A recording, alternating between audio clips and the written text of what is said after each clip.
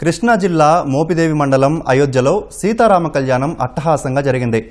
ఏటా శ్రీరామనవమికి 3 రోజుల పాటు హోమం చేసి సీతారాముల కళ్యాణాన్ని వైభవంగా జరుపుతున్నట్లు గ్రామస్తులు తెలిపారు.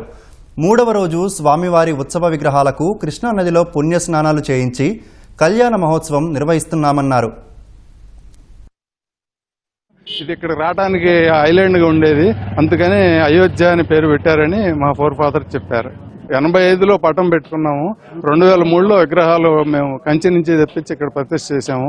అప్పటి నుంచి ప్రతి సంవత్సరం మేము 3 రోజులు హోమం చేసి దాని కళ్యాణం చేస్తున్నాము. సో ఈ గ్రామంలో నేను పుట్టినప్పుడు 100 మంది దాకా జనాభా ఉండేవాళ్ళు. ఇప్పుడు చాలా తగ్గిపోయారు. అయినా సరే శ్రీరామనవమి టైంలో అందరం వచ్చి కలిసి అందరం కలిసి శ్రీరామనవమి చేయడం చాలా ఆనందంగా ఉంది.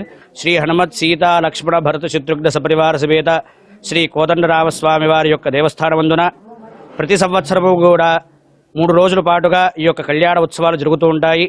మొదటి రోజంతా కూడా స్వామివారికి గణపతి పూజ, పుణ్యాహవచనము, రక్షాబంధన, దీక్షాధారణ, అంకురారోపణ, మండపారాధన, అగ్ని ప్రతిష్టాపన జరుగుతాయి. తర్వాత రోజంతా కూడా స్వామివారికి మండపదేవతా పూజలు, అలాగే స్వామివారి యొక్క మూలమంత్రంతో హోమము, హారతీ మంత్రపుష్పములు 2వ రోజు జరుగుతాయి.